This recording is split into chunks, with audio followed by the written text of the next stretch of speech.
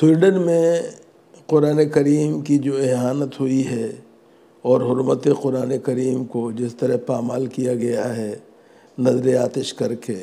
اور وہ بھی پولیس کی موجودگی میں اور پولیس کے پورے سارے تحفظ کے ساتھ، یہ گھنونا عمل سامنے آیا ہے، اس کی جتنی مذمت کی جائے کم ہے۔ میں یہ سمجھتا ہوں کہ عالم اسلام نے جس طرح سے اس پر رد عمل کا اظہار کیا ہے اور اپنی ناراضگی ظاہر کی ہے، وہ قابل اطمینان تو ہے، لیکن بنیادی طور پہ جب تک کہ سویڈن کی حکومت خاطیوں کو سزا نہیں دیتی ہے، انہیں گرفتار نہیں کرتی ہے، وہ پولیس والے جنہوں نے کہ اس پورے واقعے کو وقوع پذیر ہونے دیا، ان کے خلاف ایکشن نہیں لیتی ہے، اس وقت تک ان کو، یعنی اسلامی ملکوں کو ایک طرح سے اپنے تعلقات جو ہیں وقتی طور پر ہی صحیح لیکن سویڈن کے ساتھ معطل کر دینے چاہیے۔ ہماری سمجھ میں یہ نہیں آتا ہے کہ اسلام فوبیا کے نام سے سویڈن جیسے ملکوں ہی میں یہ سب کچھ کیوں ہو رہا ہے۔ اصل بات یہ ہے کہ ایک ایسی دنیا جو اپنے آپ کو مہذب کہتی ہے، وہ کس طرح سے ان چیزوں کو برداشت کر سکتی ہے۔ سوال یہ ہے کہ انجیل مقدس ہو،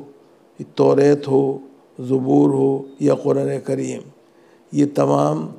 ہمارے نزدیک خدائے بزرگ و برتر کی نازل کی ہوئی کتابیں ہیں، اور قرآن کریم ان تمام کا ایک طرح سے جسے کہنا چاہیے کہ پورا ایک خلاصہ ہے جو اس میں بیان کر دیا گیا ہے۔ اس لیے اور یہ خیال رکھنا چاہیے کہ یہ کتاب جو ہے وہ صرف مسلمانوں کے لیے نہیں ہے بلکہ ساری دنیا کے لوگوں کے لیے کتاب ہدایت ہے۔ خدائے بزرگ و برتر نے جو رب العالمین ہیں خود کہا ہے کہ بلا شبہ یہ کھلی ہوئی کتاب ہدایت ہے ان تمام لوگوں کے لیے جو کہ غیب پر ایمان رکھتے ہیں، جو کہ نماز قائم کرتے ہیں، اور جو کچھ انہیں اللہ نے دیا ہے وہ اس کی راہ میں خرچ کرتے ہیں۔